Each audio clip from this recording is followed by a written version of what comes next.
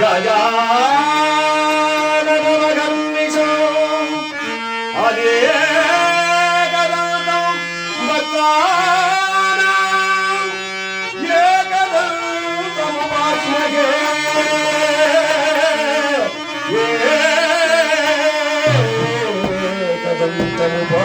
ಏಕದಂತಮುಪಾಸ್ಮಹೇ.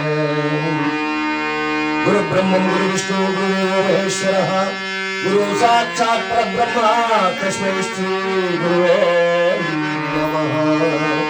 ಪೂಜ್ಯಾಯ ರಾಘವೇಂದ್ರಾಯ ಸತ್ಯಧರ್ಮರಥಾಯ ಚ ಭಜತಾಂ ಕಲ್ಪವೃಕ್ಷಾಯ ನಮತಾಂ ಕಾಮಧೇನವೇ.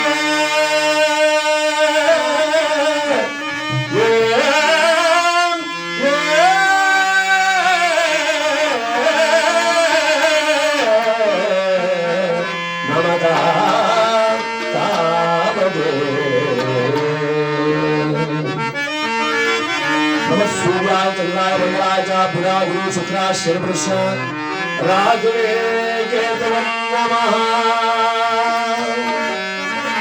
श्रीरघुकुलामृतं नम्रा जीवनोजलं रमणीयगात्रं चारुतरचरित्रं चतुराननपितं भानुवंशविराजितं श्रीरामचन्द्र नमस्ते.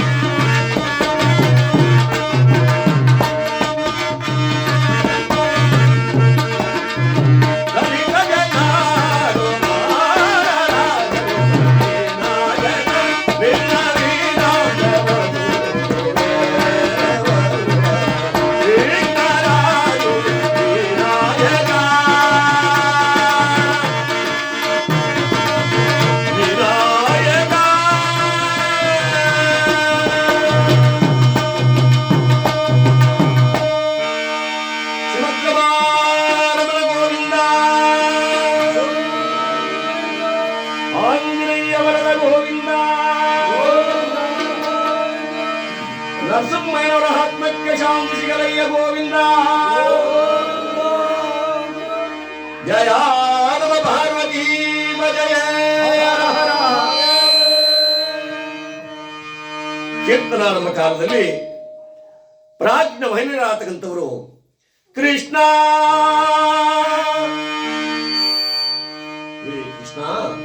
ಮುಕುಂದ, ಕೇಶವ, ಅಚ್ಯುತ, ಅನಂತ, ಭಗವಂತ ಎಂಬುದಾಗಿ ಹಲವಾರು ಕೀರ್ತಿಗಳಿಂದ ಕೀರ್ತಿಸಿ ಆರಾಧಿಸಿ ಭಗವಂತನನ್ನು ಭಜಿಸಿ ಭಜನೆ ಮಾಡುವುದಕ್ಕೆ ಹರಿಕಥಾ ಎಂಬುದಾಗಿ ಯಾವ ಮಹಾಜ್ಞಾನಿಗಳು ಅರ್ಪಣೆ ಮಾಡಿದ್ದಾರೆ.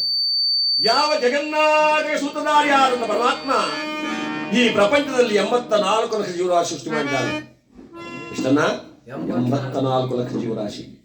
ಈ 84 ಲಕ್ಷ ಜೀವರಾಶಿಗಳಲ್ಲಿ ಅಂಡಜ 21 ಲಕ್ಷ, ಪಿಂಡಜ 21 ಲಕ್ಷ, ಜಲಜ 21 ಲಕ್ಷ, ಜರಾಜ 21 ಲಕ್ಷ. 4 ಭಾಗವಾಗಿದ್ದಾನೆ. ಅಂಡಜವೆಂದರೆ ಮೊಟ್ಟೆಯಿಂದ ಒಡೆದು ಮರಿಯಾಗ್ತಂತಹ ಜೀವಗಳಿಗೆ ಅಂಡಜವೆಂತಲೂ, ಪಿಂಡಜ ಅಂದ್ರೆ ಹಸು ಮಾನವನ ಗರ್ಭಕೋಶ ಹುಟ್ಟುತ್ತಲ್ಲ, ಪಿಂಡ ಪ್ರಧಾನವಾಗಿರ್ತಂತಹದ್ದು. ಜಲಜ ನೀರಿನಿಂದ ಬೆವರಿಂದ ಉತ್ಪತ್ತಿ ಆಗ್ತಕ್ಕ ಪ್ರಾಣಿಗಳು. ಜರಾಜ ಅಂದ್ರೆ ಈ ಪ್ರಪಂಚದಲ್ಲಿ ಬೆಳೆದಂತ ಗಿಡ ಮರ ಇತ್ಯಾದಿಗಳಿಗೆಲ್ಲ ಜರಾಯುಜ ಎಂಬುದಾಗಿಸಿದ್ದಾರೆ. ಈ 84 ಲಕ್ಷ ಜೀವರಾಶಿಗಳಲ್ಲಿ ಅತಿ ಶ್ರೇಷ್ಠವಾದಂತ ಜನ್ಮ ಯಾವುದು ಎಂಬುದಾಗಿ ಪರಿಗಣಿಸಿ ನೋಡಿದಾಗ ಇದಕ್ಕೆ ಪುರಂದಾಸರು ಹೇಳ್ತಾರೆ, ದುರ್ಲಭಂ ಮಾನಸ ಜನ್ಮ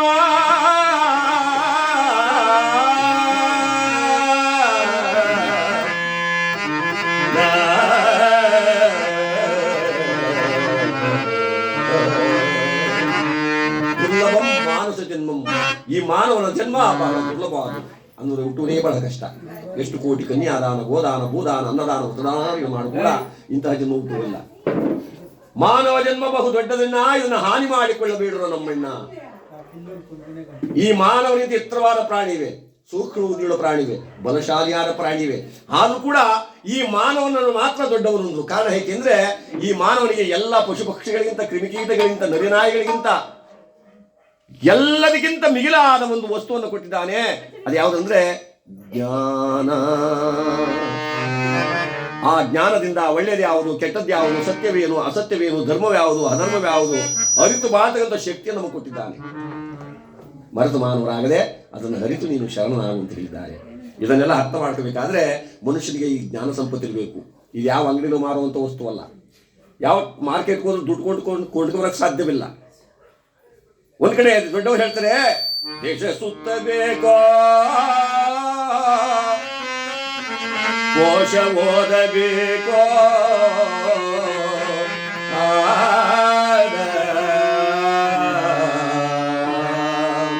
ದೇಶ ಸುತ್ತಾಡಬೇಕು, ಕೋಶವನ್ನು ಓದಬೇಕು. ಆಗ ಮಾನವನಿಗೆ ಜ್ಞಾನ ಪ್ರಾಪ್ತಿ ಆಗುತ್ತೆ ಅಂತ ಹೇಳಿದ್ದಾರೆ. ಅಲ್ಪಾಯುಷ್ಯದ ನಾವುಗಳು ದೇಶ ಸುತ್ತುವುದಕ್ಕಾಗಲಿ ಕೋಶವನ್ನು ಓದಕ್ಕಾಗಲಿ ಸಾಧ್ಯವಿಲ್ಲ. ಹೇ ಮಾನವ, ನೀನು ಈ 3 ಪದನಾರು ಅರ್ಥ ಮಾಡ್ಕೊಂಡು. ಯಾವ ಪದಗಳನ್ನ? ತಿಳಿ, ಹುಳಿ, ಕಳೆ. ತಿಳಿ ಅಂದ್ರೆ ಈ ತೆಳ್ಳಗಿಂತ ನೀರಲ್ಲ. ಈ ಹುಳಿ ಅಂದ್ರೆ ಈ ಸಾರ್ಗಾಕ ಉಂಟಾಗವ. ಕಳೆ ಅಂದ್ರೆ ಗದ್ದೆ ತೋಟದಲ್ಲಿ ಬೆಳೀತದೆ, ಸತ್ಯ ಅದಲ್ಲ. ತಿಳಿ ಹಲವಾರು ರಾಮಾಯಣ, ಮಹಾಭಾರತ, ಹಲವಾರು ಸತ್ಯಸುಂದರ ತಿಳಿತಾನ. ಆ ಭಗವಂತನ ಲೀಲೆಯನ್ನ, ಆ ಪರಮಾತ್ಮನ ನಾಮಾವಳಿಯನ್ನು ನೀನು ಕೇಳಿ ತಿಳಿ. ನಿನ್ನ ಜೀವನದ ನೆಲೆ ಯಾವುದೆಂದು ನೀನು ತಿಳಿತು. ಹುಳಿ, ಏ ಮಾನವ, ನೀನು ಈ ಪ್ರಪಂಚ ಬುದ್ಧಿಗೆ ಏನು ಉಳಿಸಿದ್ಯಪ್ಪ? ತೋರ್ಸೋಕ್ಕೇನು ಬೇಕಾದಷ್ಟಿದೆ. ಹೊಲನೊಂದು, ಮನೆಯನ್ನೊಂದು, ಮಠಾನೊಂದು, ಹೆಂಡತಿ, ಮಕ್ಕಳು, ಬಂಧುಗಳು, ಬಾಂಧವರು, ನೈತರು, ಇಷ್ಟರು, ಸ್ನೇಹಿತರು ಲೆಕ್ಕ ಹಾಕೊಂಡು ಹೋಗ್ತಾರೆ. ದೊಡ್ಡ ಪಟ್ಟಿನೇ ಹೋಗುತ್ತೆ. ಆದರೆ ಈ ಲೋಕವನ್ನು ಬಿಟ್ಟು ನೀವು ಹೋಗುವಾಗ ಯಾರ ಬರ್ತಾರ? ಬರುವರಯ್ಯ ಗುಣಿ ತನಕ, ಮಣ್ಣಿಗೋ ಬೆಂಕಿಗೋ ಹಾಕೋ ತನಕ ಮಾತ್ರ ನಾವು ಹೋಗ್ಬೋದೇನ. ಅಲ್ಲಿಂದ ಆಚೆ ಹೋಗೋದು ಸಾಧ್ಯವಿಲ್ಲ. ಅಲ್ಲಿಂದ ಆಚೆ ಹೋಗಿ ಕಾಪಾಡ್ತಕ್ಕಂಥವ್ನು ಯಾರು? ಯಾಕೆ ಬಡ್ದಾಟಿ ತಮ್ಮ ಮಾಯೆ ನೆತ್ತಿ ಸಂಸಾರ ನೆತ್ತಿ, ನೀನು ಹೋಗೋ ಕರಿಯೇ ತಮ್ಮ ಕಣ್ಣ ಮೋತೆ.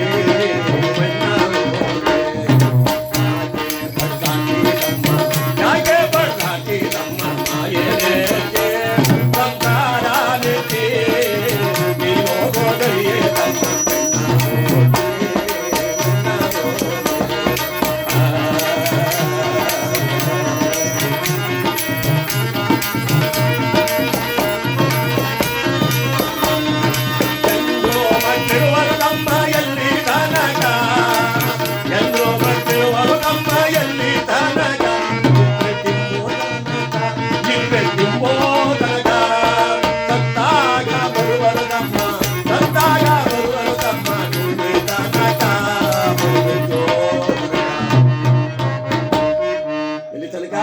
ಸತ್ತಾಗ ಬರುವನದಮ್ಮ ಗುಡಿ ತನಕ.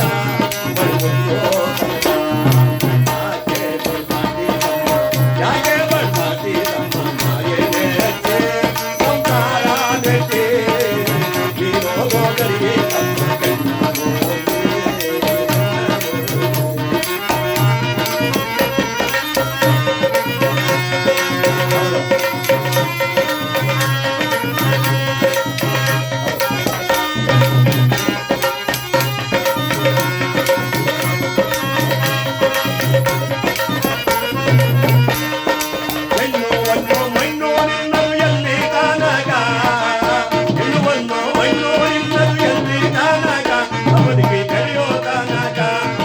ಬೆಳೆಯೋ ತನಕ ನಿನ್ನಾಸೆ ಆನ ಪಕ್ಷಿ ಹೋಗೋ ತನಕ ನಿನ್ನಾಸೆ ಪ್ರಾಣ ಪಕ್ಷಿ ಹೋಗೋ ತನಕ ನಿನ್ನ ಕೊರಳಿಗೆ ಕುಂಕೆ ಬೀಳೋ ತನಕ ನಿನ್ನ ಕೊರಳಿಗೆ ಕುಂಕೆ ಬೀಳೋ ತನಕ ಯಾಕೆ ಬರ್ತಾಂಡಿ ತಮ್ಮ ಯಾಕೆ ಬರ್ತಾಂಡಿ ತಮ್ಮ ಏನೇಕೆ ಸಂಸಾರಕ್ಕೆ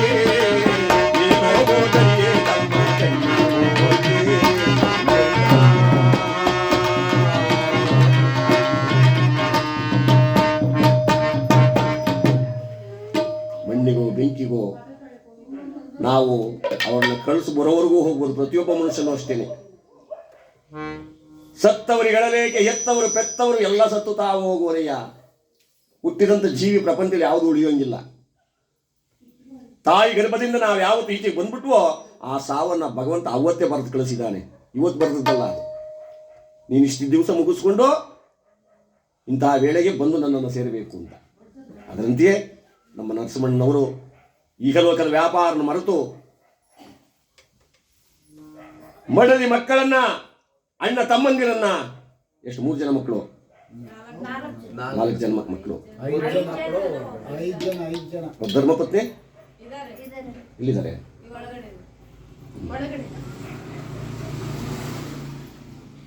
ಆ ತಾಯಿಯ ಹಣೆಗೆ ಮಸಿಯನ್ನು ಬಳಿದು ಅರಿಶಿನ ಕುಂಕುಮ ಸೌಭಾಗ್ಯವನ್ನ ಕಿತ್ಕೊಂಡು ಮಕ್ಕಳನ್ನು ತಬ್ಬಲಿ ಮಾಡಿ ಹುಟ್ಟಿದ ಊರನ್ನ, ಕಟ್ಟಿದ ಮನೆಯನ್ನ ಎಲ್ಲವನ್ನು ಬಿಟ್ಟು ಹೊರಟೋಗಿದ್ದಾರೆ.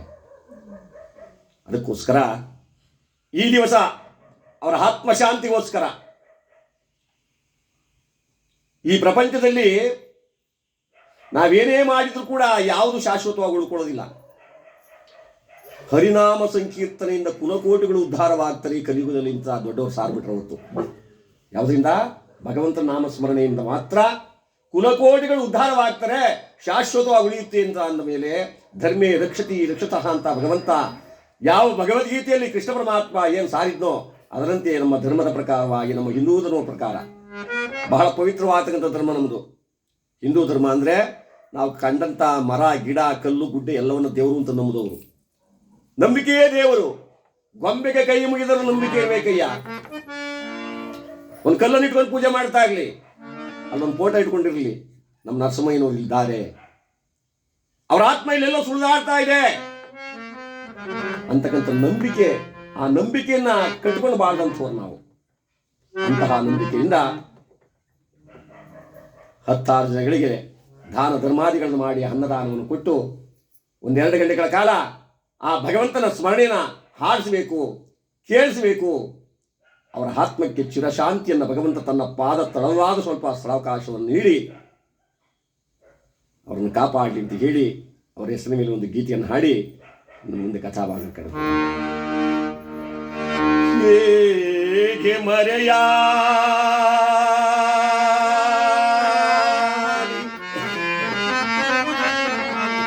ನರಸಿಂಹಯ್ಯ ನಿಮ್ಮ ಮಾರೇಸಿ ಮಣ್ಣಿನ ಒಳಗೆ ನರಸಿಂಹಯ್ಯ ಕಳುಹಿಸಿ ಭಗವಂತನ ಬಳಿಗೆ.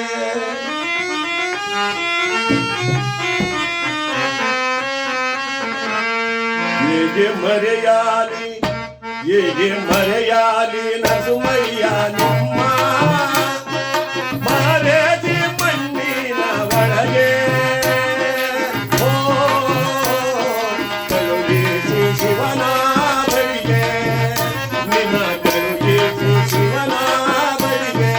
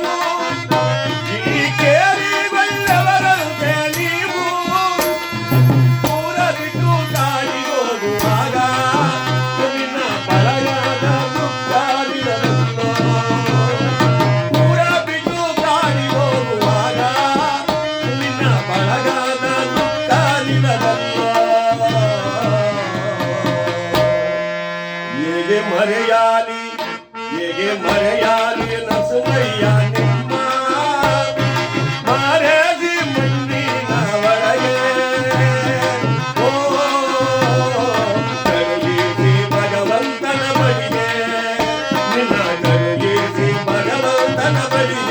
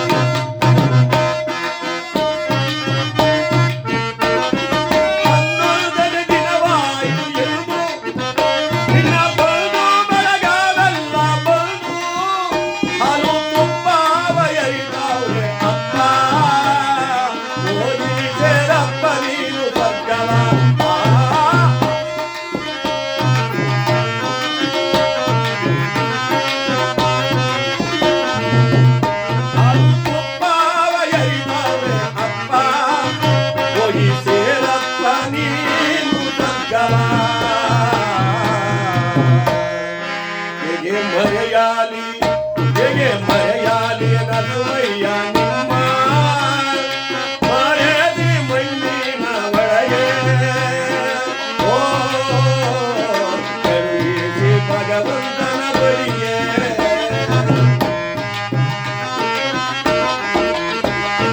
ಕರುಣಿಸಿ ಭಗವಂತನ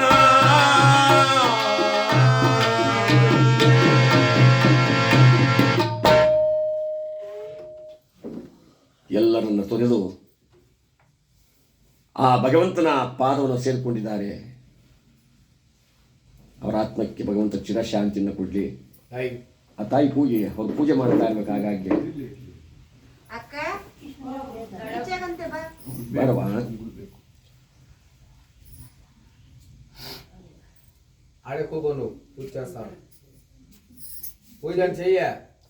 ಪೂಜೆ ಮಾಡಿ ಪೂಜೆ ಮಾಡಿ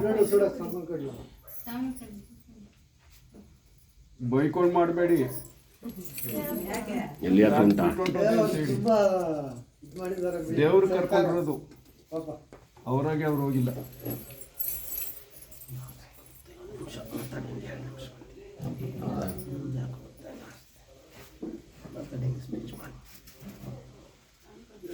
ಹರಿಶಿನ ಕುಂಕುಮ ಸೌಭಾಗ್ಯದ ಆ ಮಹತ್ತನ್ನ, ಮುಡಿಯಲ್ಲಿರುವ ಮಲ್ಲಿಗೆ, ಹಣೆಯಲ್ಲಿರುವ ಕುಂಕುಮ, ಇವೆರಡನ್ನ ಕಳ್ಕೊಂಡು ಇವತ್ತು ಕೂಡ ವಿಧವೆ ಅಂತಕ್ಕಂಥ ಪಟ್ಟವನ್ನು ಕಟ್ಟಿಕೊಂಡಿರ್ತಕ್ಕಂಥ ತಮ್ಮ ಹೆಸರುವ